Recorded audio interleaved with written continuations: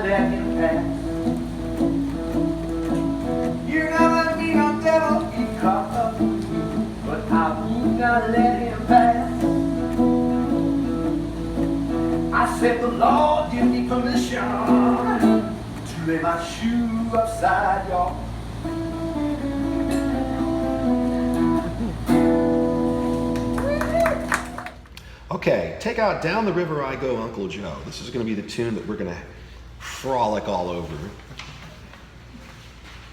This is a great tune. I learned it from Don Petty from North Carolina. But I really jumped into it with the Wright family, Margaret, Jerry, Lloyd, and Hollis down there in Texas.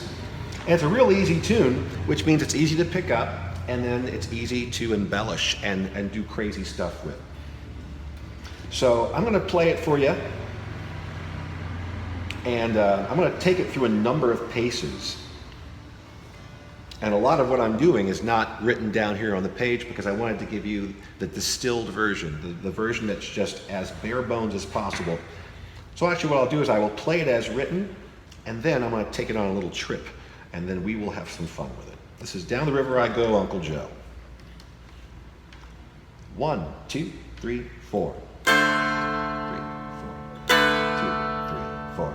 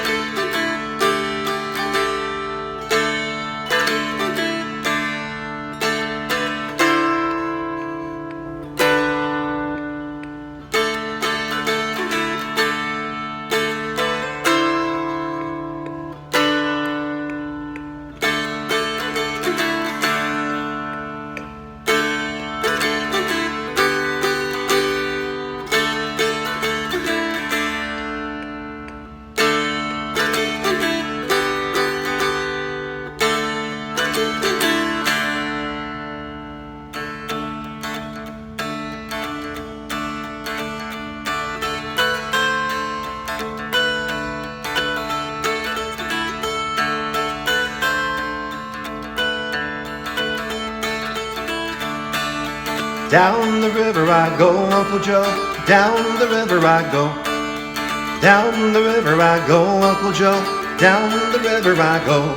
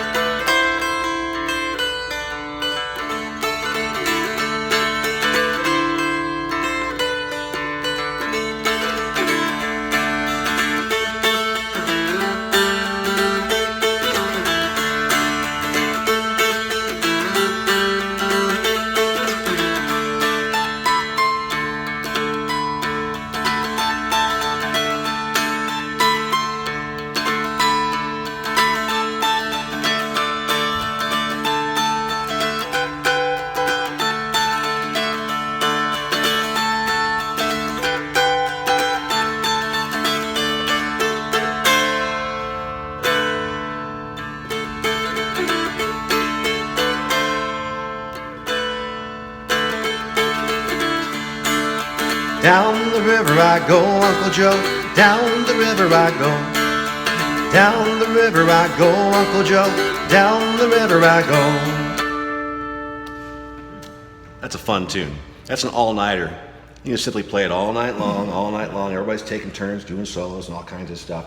All right, so the first thing I want to mention about this is that I am playing it in a swung fashion. That means we've got a bit of a bounce going on to it. Let me explain theoretically what's going on. Take a look at the third measure, and you see that we've got a quarter note, 4 8 notes, and then another quarter note. Swinging doesn't affect those notes, those quarter notes, whole notes, that type of thing. It becomes more evident in 8 notes because we've got these pairs. And if we play them straight, we can count them as 1 and 2 and 3 and 4, and like the ticking of a clock. Bum, bum, bum, bum, bum, bum, bum, bum, bum. A shuffle feel is a dotted 8th note and 16th note rhythm. And when you have a dotted 8th note, 16th note rhythm, basically you are taking this pair of 8 notes. This is the first one, this is the second one. You are stealing from this 8th note half of its value and adding it here and leaving this one all kind of scrawny and dried up, which means you are now lopsided. You have a flat tire going on. So whereas before you were cruising along going dot, dot, dot, dot, dot, dot, dot, dot, everything's cool, we're balanced, we're fine, and then this one ends up with more than this one, and it goes boom, boom, boom, boom, boom, boom, boom, boom, boom. Just a little bit off kilter. Well, it's like a heartbeat. Bum, bum, bum, bum, bum, bum. So that measure, third measure, played straight, would do this.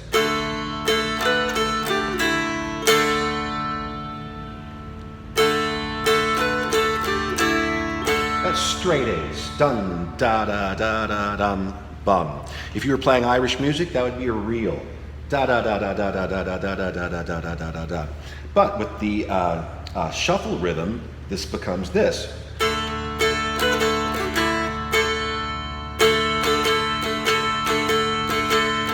Straight, shuffle. It's got a little hitch in its get along.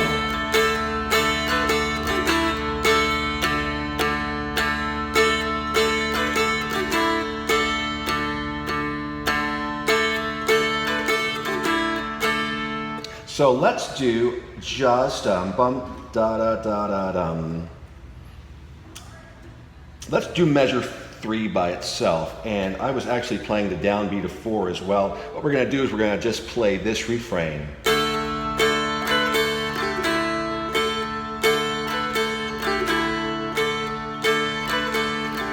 Now notice my fingering on this. Before I was talking about being consistent with your fingers and trying to keep them in the same areas.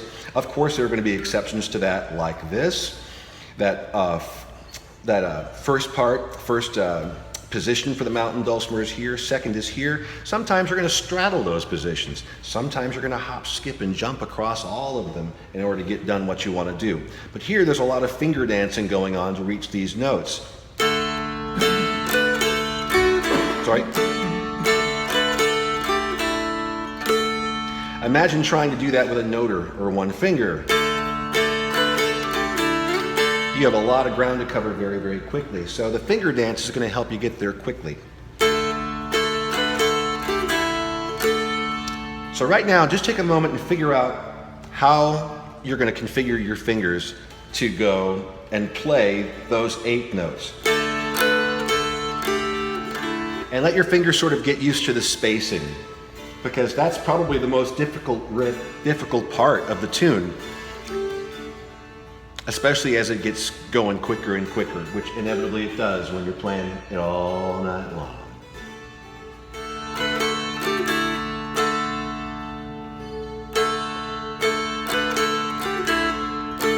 Let's take a look at the right hand for a second. My rule of thumb typically is on quarter notes, you can go out strum and then bring your hand back, and you can go back out again. So if you have 4 quarter notes, you can go. You got plenty of time to come back and be there for the next quarter note. With 8 notes though, they happen so quickly that trying to go out strum on all of them will be difficult. So we use the return trip when you come with 8 notes. So watch and notice that on that 4, I go out, and I come back. But then for these next notes, I go.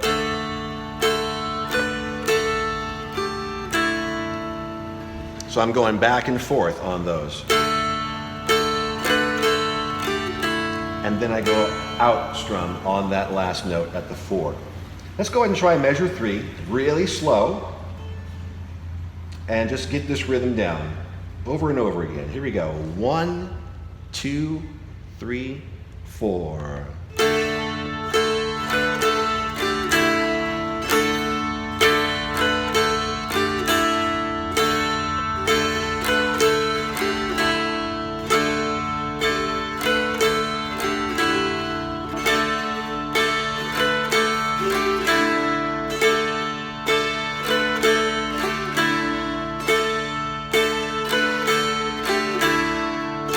Okay, enough of that. Woo! So you can see this can be tedious, it could be boring, but the more you repeat it over and over again, each time you do it, you get a little bit better, fingers get a little bit more accustomed to what's going on.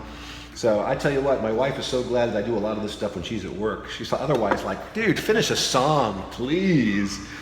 But that's how you do it. Instead of trying to do the whole thing and maybe kind of messing up here and there, you focus on the one little trouble spot and just hit it, drill it over and over again.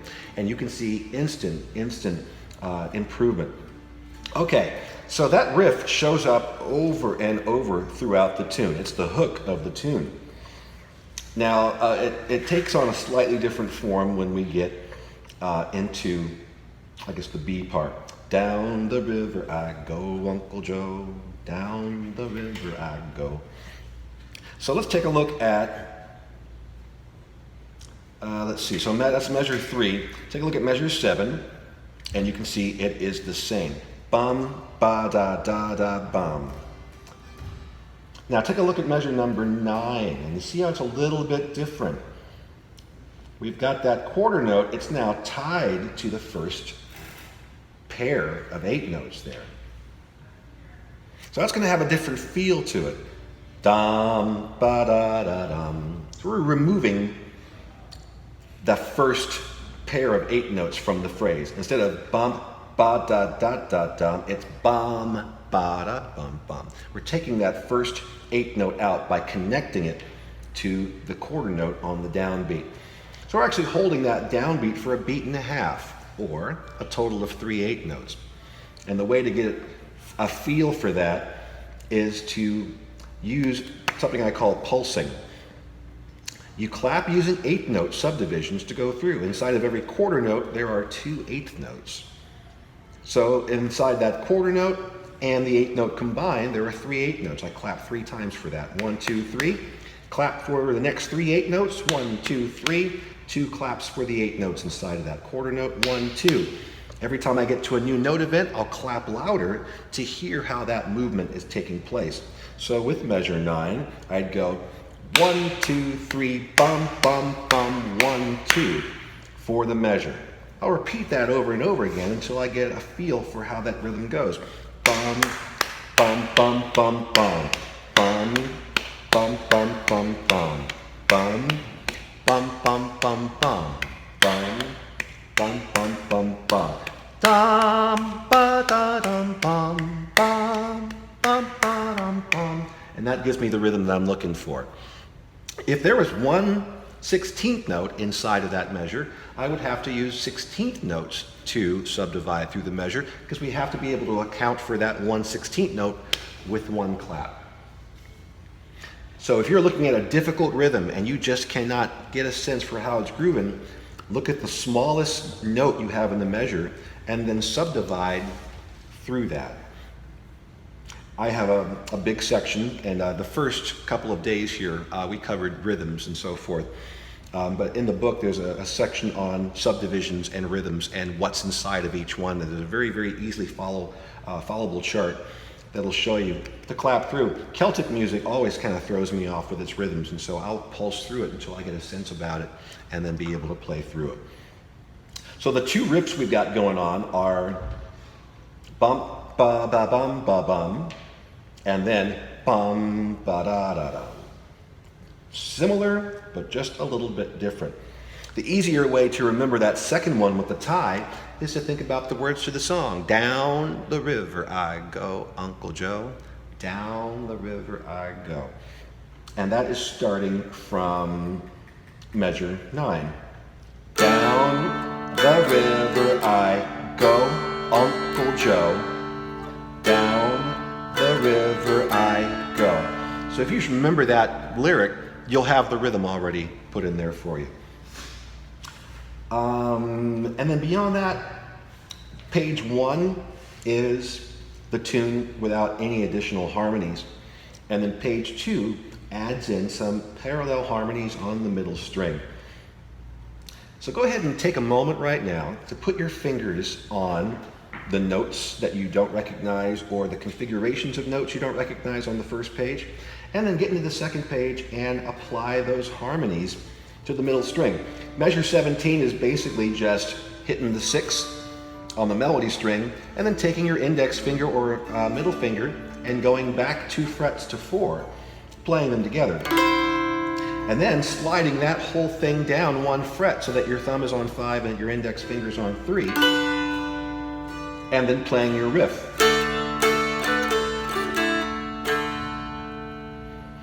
Then measure 23, 24, 25, 26. Measure 26, we'll be doing a G chord where your thumb will be on 3 and go down 2 frets, basically, 3 frets if you have the 1.5 fret, and play on the 1 on the middle string, and that'll give you a harmony for the G chord right there.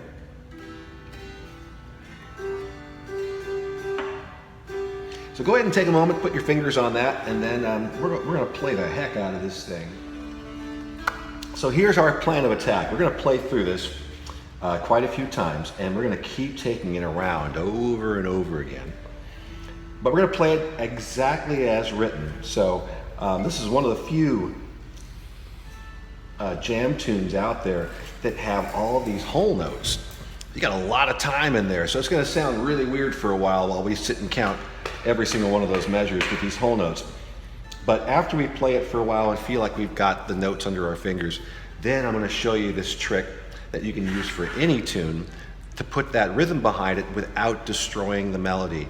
I'm not a big fan of bum ditty, but I know a lot of people teach bum ditty as a way of getting people to strum all together. But the fact is that every single song has its own rhythm, and that rhythm comes from the melody. How many notes are in the melody? You give 1 strum per melody note, and if you simply do that, you'll come out with the rhythm. With a tune like this, that works out fine with things like this. That's a very defined melody or rhythm. That is not. There's nothing to go on, so we have to then be inventive and create something that'll keep this song interesting and that maybe you could play at a contra dance and people would want to dance to. I'm going to show you that secret, and it does not involve bum ditty. It is actually a very fluid, very dynamic approach to adding rhythm to any piece of music. So let's go ahead and play through this a few times as written. I will keep time by loudly stomping my foot, and let's go ahead and just take it through. 1, 2, 3, 4.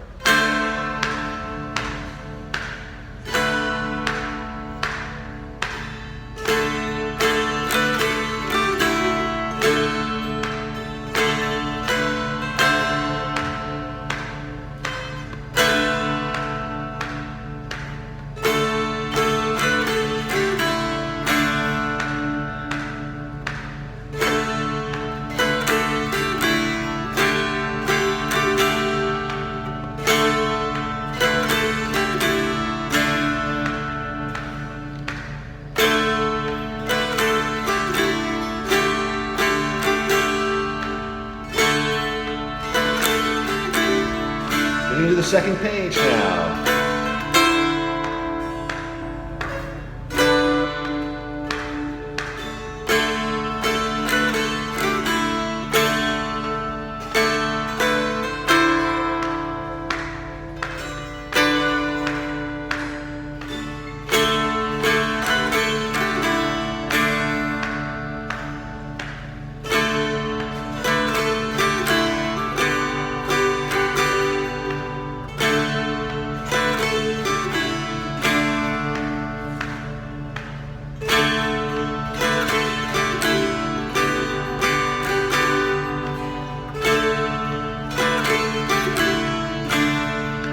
the beginning now. 2, 3, 4.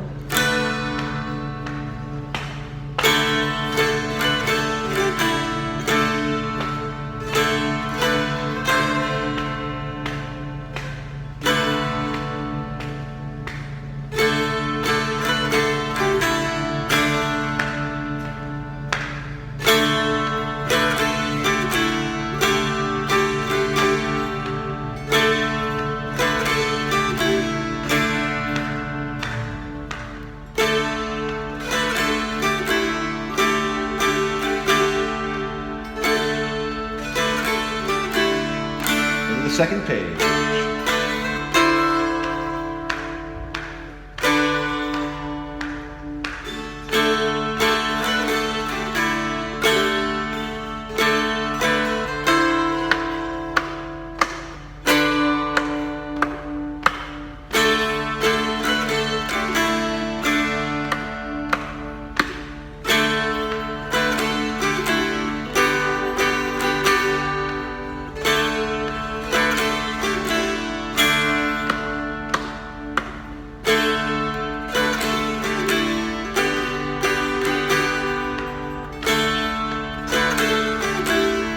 Two more times. Here we go. 6.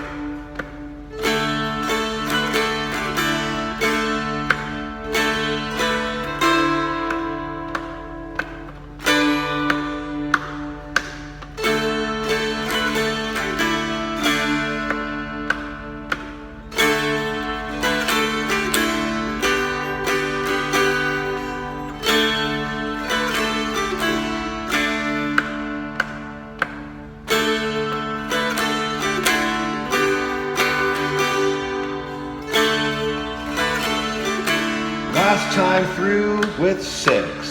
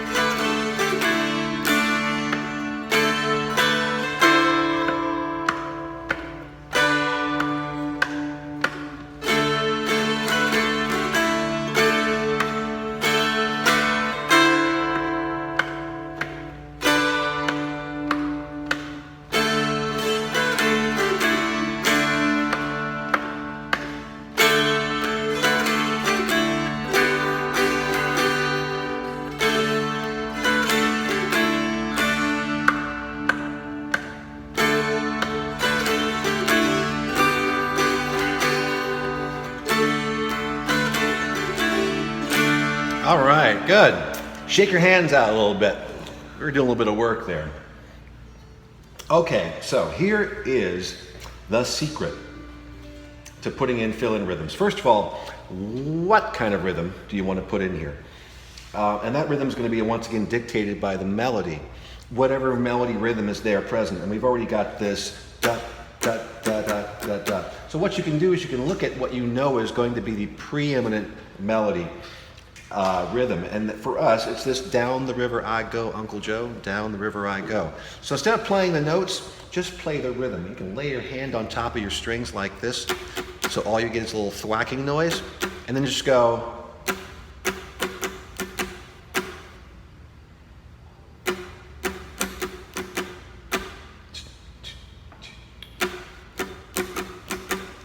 But you get a sense for what that kind of a feeling is.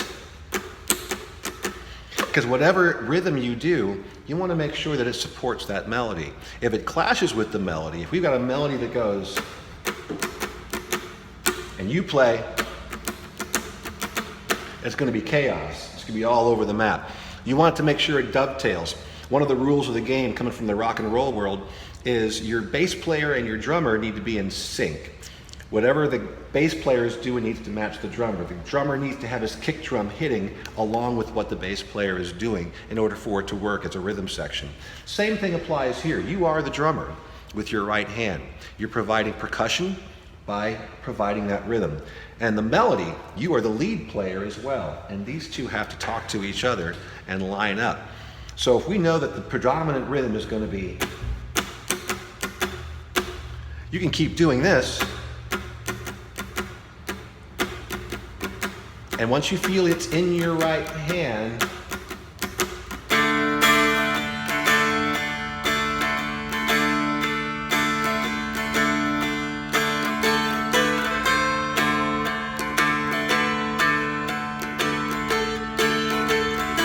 look how that melody sits right down inside that rhythm.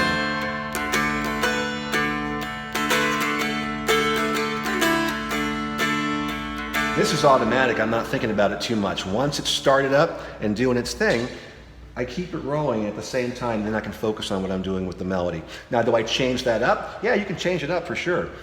Let me give you another example from a different tune altogether. This one's pretty much 8 notes, but like Soldier's Joy.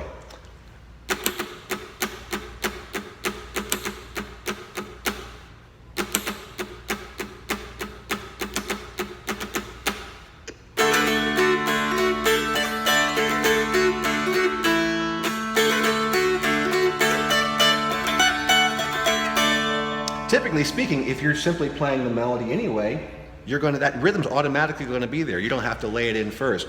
But before you approach the tune, it's a good idea to know what you're going to do throughout the whole song as far as the rhythm. But if you simply play a song like Soldier's Joy, you're going to go. Because you're already playing the melody. The rhythm is already present. So for some songs, it's easier than others. But for songs like this, where you got a lot of that wide open space, you sort of have to go into it thinking, okay, I got all these whole notes. How am I even going to start this song off? What is the obvious rhythm?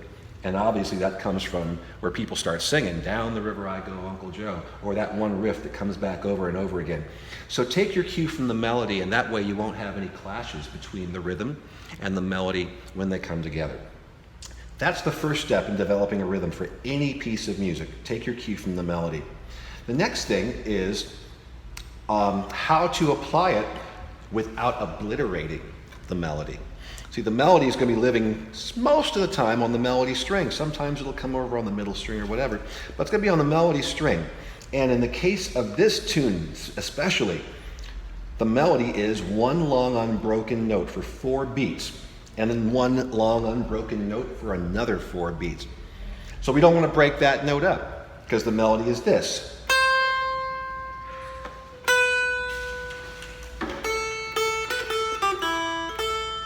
Right? So we don't want to break it up with a rhythm. If our rhythm is, we don't want to hear this.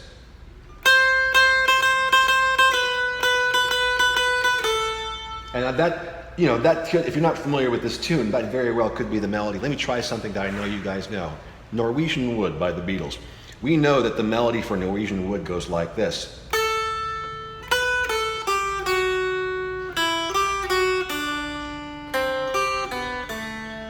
It's got a lot of pauses in there. Bum, dum, bum, bum, bum, bum, bum, bum, bum.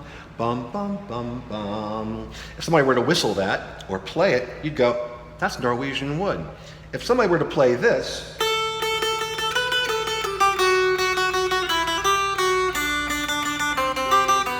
they'd say, whoa, too many notes, Mac.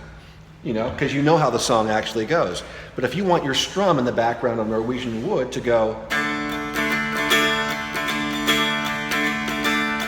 how do you separate the melody from the rhythm?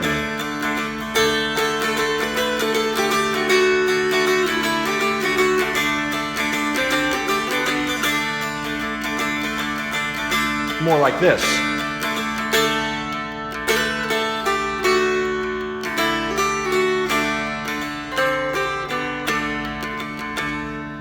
What kind of voodoo is that? What am I doing right there? What I'm doing is selective strumming. When the melody needs to pause and sustain, and you don't want to chop it up with rhythm, you stop playing the melody string, and you play only on the bass string and on the middle string. And to do that, instead of going all the way across the strings like this, we're actually going to turn the pick a bit this way and play down into the strings so that you don't hit the melody string. You limit your strum so that you don't go and hit that melody string, just for the time that it's sustaining. When it's time to hit the string again for the next melody note, then you go back to going across. So to practice that, because it can be a little difficult, take your index finger or thumb, put it on the 6th fret on the melody string so we get that big, obvious C natural. You'll know when you hit that string because it just sticks out. Then practice doing this. Just play the bass and middle string and make sure that you don't hear that C. Make sure you don't hit the melody string. And then bring that C in whenever you want to, like this.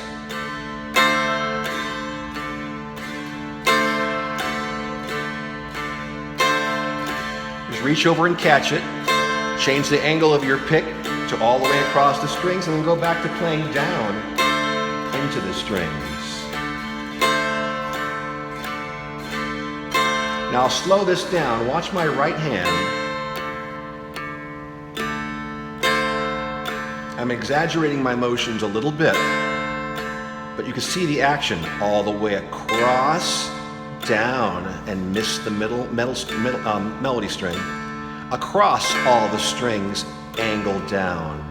It's very subtle in practice. If you're having a hard time catching the middle and the bass string, you could aim further for the edge of the fretboard and just pick up the bass string. And you can do your rhythm on that bass string by itself. And then bring your C in, and then go back. Try that. Bring in the C, and then leave it alone, and just play quarter notes.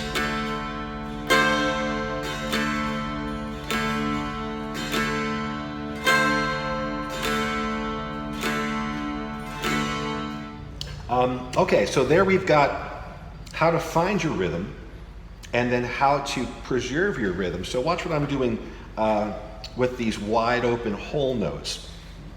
Before we were just playing them 2, 3, 4, 2, 3, 4. So I'm going to take my rhythm for this tune. Bum, bum, bum, bum, bum, bum, bum, bum, bum, bum, bum, bum.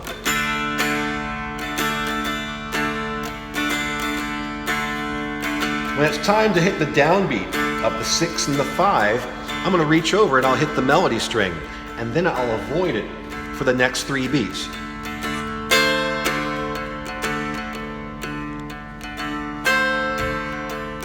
Right? So I'll keep going.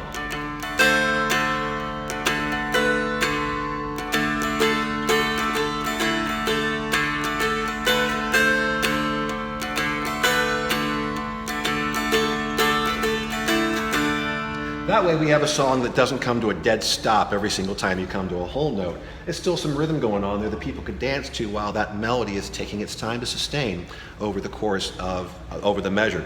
In most cases, you're not going to have a whole note. In most cases, you're going to have a half note. You'll have about a beat or 2 beats where the melody sustains. And if you don't throw something in there, that the song will appear to have just come to a halt. You know, and let me show you how I'm doing it there. So here's 6.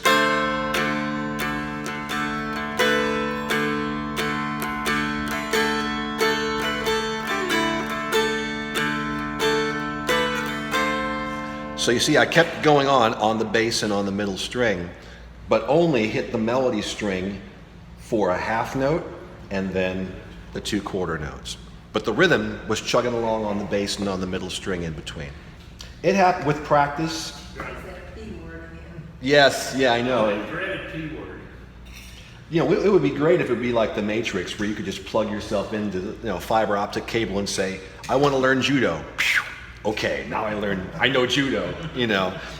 I would love that, but I think the process is interesting, you know, if you've got time, you know, to hang out with it. Life gets in the way a lot, and that's what I think keeps a lot of people from being as good as they can, because they sit down with their dulcimer and then the phone rings or the doorbell or something comes up. Yeah. But you do reach a point where after you've climbed and climbed and climbed, you stop, you turn, and your back was facing the view. You turn around and you look how far you've come. And you camp there for the night and you enjoy the sunset and say, I have worked very hard and I deserve this view and this moment to pause. Then when you wake up in the morning and you have your coffee and you enjoy the sunrise, you then turn yourself back to the mountain and you keep climbing. It never stops. You never reach the summit. You never reach the summit. It's always about what can I learn next.